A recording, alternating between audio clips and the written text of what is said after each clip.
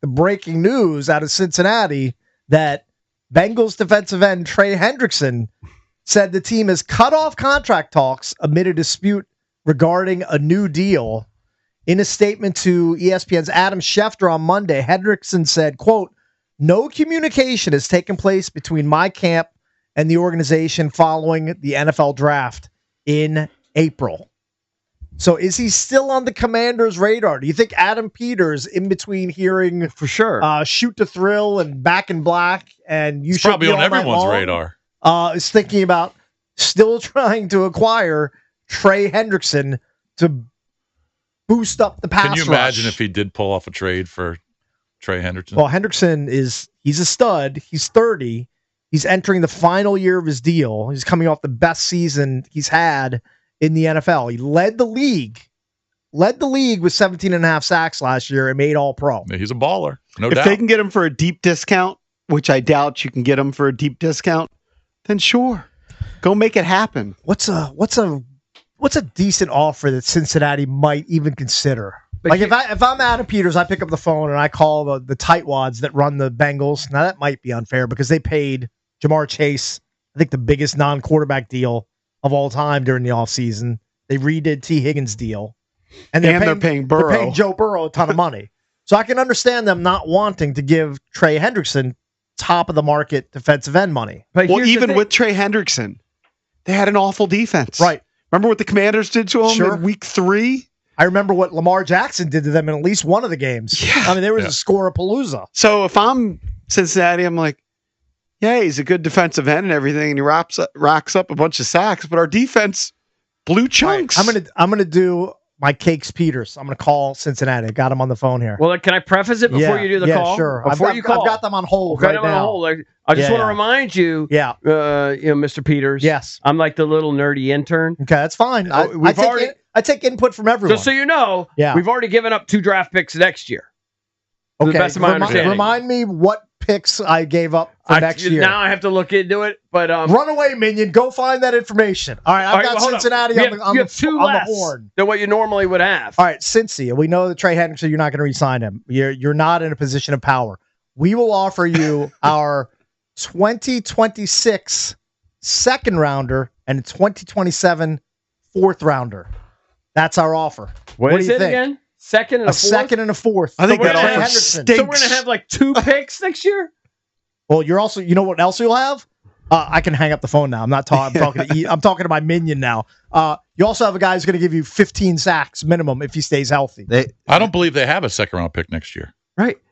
Got to get him back on the horn. Don't have a second round pick in 2027. Mike Moore. Listen to me. Can you check the 2026 They gave up a second rounder for Tonsel. I got it right gone. Here. All right, what do they have next year? It says they're projected to have their second round pick, but they traded their second and a fourth to Houston for Tonsel. Yeah, and then their third and seventh this past draft.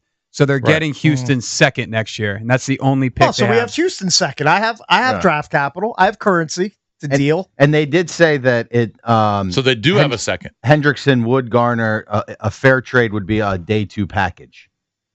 That's fine. That makes sense. I mean, he's 30. I would throw in Payne or something too. Second and a fourth. I think that gets it done. Second and fourth and a player. I would do that like that. Keep acting like you're giving them pain. You're gonna have 4 draft pain. picks next year. Yeah, I'll make the best. You know what? We had 5 this year. I'm going to make the most of my 5. You can't keep doing that every year, I don't think. I don't know. If you keep picking the right players, I don't think they you have can a survive fourth. on lesser picks. Maybe they have a second from Houston. I didn't think they did, but I don't think they have a fourth next year. Yeah, we only have a second round pick as of now. Okay. So they have a first, a second, a third, no fourth. No, my fourth 5, 6, was 7. in 2027. Yeah. I'm guessing we have a 2027 fourth. Yeah, okay. Maybe. I need an intern to give me an updated sheet. You got to throw in a player. You know, that's fine. We can find a throw-in player. Yeah. There's somebody on the roster. Could even be Payne. But they're not going to want to pay him. If they want to take Payne's $20+ million off of the Commander's hands, sure. After a down year. Have at it. Please take him. I just don't think it's going to happen. Should the Commanders make a play for Trey Hendrickson? 800-636-1067 is the number. Look, Adam Peters has been bold with his moves as far as acquiring veteran players. We know this. We've seen the results. He's done it with Debo. He's done it with Laramie Tonsel. He's done it with Lattimore. I think if he had a trade package that worked for the Bengals, that he would do this deal. It's very feasible because I believe they are still $21 million under the cap, Right. currently. Can look it up. And then a lot of people are projecting that Trey's deal would be anywhere between 30 and 35 million per year. Yep. So you would basically only have to trim 14 million. So you'd have to rework a couple of deals. That's very doable. Overthecap.com currently has the Commanders at 22.9 of cap space. So 23 million. So even better. So now you got to rework 11 million. In that sense, it's always doable. You can always, use the pencil, hook a few deals. It's not outrageous where you can have somebody in and rework a deal and then all of a sudden squeeze out another 11 million for the year. Yeah, you can figure that out. It's not a huge hurdle to overcome, I feel like. Cody Benjamin of CBS Sports ranked the top 5 best spots for him. Yeah, for Hendrickson. Then they had Washington 2. The only team they had ahead of him was Detroit. Okay. To pair with Hutchinson, but it'll be interesting to see if they are interested. All right, if they get Trey, it's on. It's on. Yeah. It's on. Then you feel like you've pretty much addressed every spot. Every single need. Pretty much. You've patchworked the defense. You've added to the offense. Right. You just got done going to the NFC Championship game. You wouldn't just be addressing it. You'd be getting one of the top 2 or 3 pass rushers in the entire league. And it would help the secondary, which seemed to be like a problem. Right. Bringing in an elite pass rush like that. I mean, it's so on. Be a huge upgrade. You are so ahead of schedule. Right, and they're already ahead of schedule with Jaden's development. Yeah, like he's way better than they expected. They're kind of in win now mode. As everyone talks about the most valuable commodity. It's a cliche at this point, but is having a great quarterback on a rookie deal. But it's true. So you're suddenly in win now mode. It gives you so much financial flexibility for the rest of your roster. You have the inside track. The iron's hot. The iron couldn't be hotter. Oh, it's time so to hot. strike. Cakes, you're an ageist, though. He's 30. Does that alarm you? I don't love the fact that he's already got a 3 starting off his age. He could have another 3 solid years for sure. Just need 2 or 3 years of still top level production. 4 of his last 5 years have been double-digit sacks. Started his career kind of slow. First 3 years in New Orleans, he only totaled 6.5 sacks. Yeah, he got better. All right, let's bang out some since then, 13.5, 14, only had 8 in 2022, 17.5, 17.5. You also might want to test him. I mean, just putting it out there. I mean, to go from those paltry numbers to high double-digit sack numbers. numbers. He discovered some juice? Maybe he added something to his training regimen. I don't know. I'm just who knows, Cakes? He found a kid somewhere. Throwing accusations his way. But just slandering him allegedly. Let's go to Gary, Upper Marlboro. Gary, what's up? Hey, Gary. Good morning, gentlemen. I am a little bit skeptical of this. And just follow me for a second, okay? Right. He's a good player, okay? I mean, it concerns me that his defense wasn't that good, but I can't blame him for that, because you could have said the same thing about the guy from Cleveland that we were hoping to get. His defense wasn't that good. Yeah. Yeah. The problem I have is exactly what you started. I can't forget what one of you said. For reasonable compensation, you don't give up a lot for him, okay? A second day, third day, maybe a 4th and 5th round pick, maybe a 3rd round pick. But the problem is we're chasing our tail here. It's the same thing that happened at left tackle with Laramie Tonsel. If we would have drafted a young left tackle last year, okay, in the 2nd round when we had 3 picks, 2 of them are starting with the teams that that drafted them last year in the 2nd round, we don't have to go out and get a Laramie Tonsel at $27 million and give up 4 young players in the form of draft picks because we missed out on an opportunity to get a left tackle last year. I don't want them to do the same thing at defensive end when there were 2 defensive ends at the bottom of the 1st round that they could have received under rookie contract. Now we go out and we get Trey Hendrickson. We give up major draft capital, and we have to pay the guy $30 million. I mean, we're chasing our tail a little bit because of missed opportunities, and that's the concern I have with Hendrickson. He's going to be 30 years old. And I don't know that teams just don't double team him because we don't have another guy on the other side that they have to be worried about. So I that's the concern I have. We've given up 4 players and $20-some-odd million worth of salary cap space with Laramie Tonsel. If we would have drafted a young tackle last year to go along with Jaden, we had a rookie left tackle making $3 million a year under a rookie contract for the next 5 years, and we still have 4 draft picks. When would we have drafted him? Right? Because we had Jaden with the first pick, like a second-round tackle? Yeah, the 2 tackles that went in the second round last year, one went to Baltimore, started every game, and the other one went to Miami, started every game. Mm-hmm. My point is that if they would have drafted that kid right there, we don't draft Laramie Tonsel.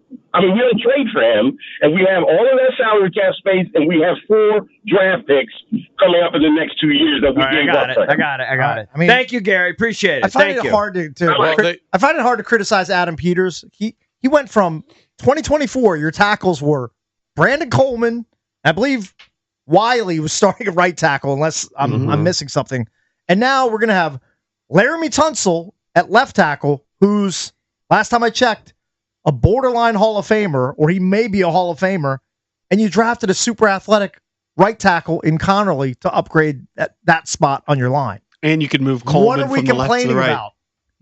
Yeah, and Adam Peters gave up maybe too much. And Adam Peters clearly felt like, okay, Coleman's going to be a really good player for us. Right. And he felt like Johnny Newton in the second round last year was too good to pass over. Right. And by the way, that was also a position of need because they knew that they were going to end up getting rid of Jonathan. Right. He was going to move on. Yeah. I don't know if Hendrickson is the right move. They're a defense that actually was in the top half in sacks. Mm-hmm. Their biggest problem is stopping the run. They were 30th against the run. Now, maybe he's one of those unicorns that's great at rushing the passer and also great at stopping the run. But to me, and I think that that's what they are focusing on, is stopping the run. That's why they added a big guy in Kinlaw. Yeah. And look, they were able to generate pass rush. Maybe, it comes from Luvu, it comes from other guys. That wasn't their big problem. Their problem was stopping almost every team's run, but specifically, they got to stop Saquon Barkley. Well, maybe you're right. Maybe he feels like, and just the fans feel like they need an edge rusher. Maybe he feels like we don't need it. You know what I mean? They feel like they maybe he feels like the marches and picked up guys like Dietrich Wise. Yeah, and maybe he's going to move linebacker, or who knows what they're going to do defensively. Is Marr sure? I'm getting somebody that's a big... No, I don't think he's right. Yeah, they're saying we don't have a second round pick. Here's the pick. We have a first, a third, a fifth, a sixth, and a seventh. Here was the trade for Tonsel. Tonsel comes here and the 2025 fourth rounder. That was obviously this year. Mm-hmm. Who'd they take in the fourth round? Lane.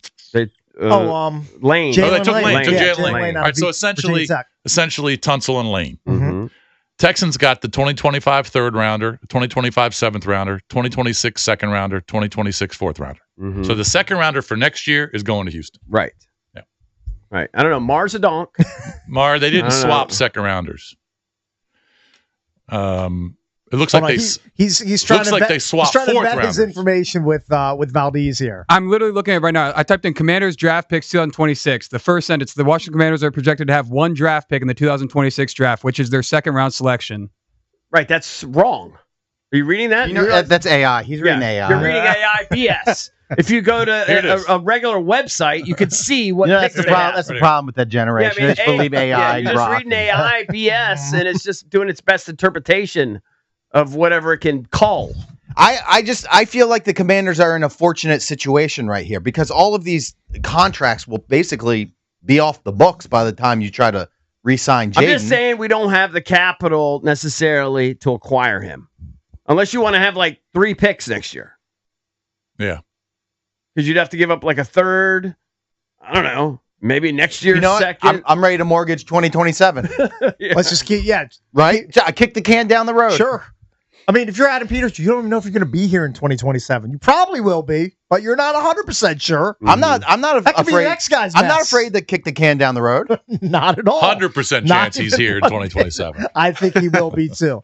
All right, we'll continue to take your calls. Do you like Trey Hendrickson possibly being dealt here to the Washington Commanders. He is at loggerheads. That's a really old term with his current organization, the Cincinnati Bengals. They can't get a deal done. Would he look good in burgundy and gold? We'll take your calls at 800-636-1067.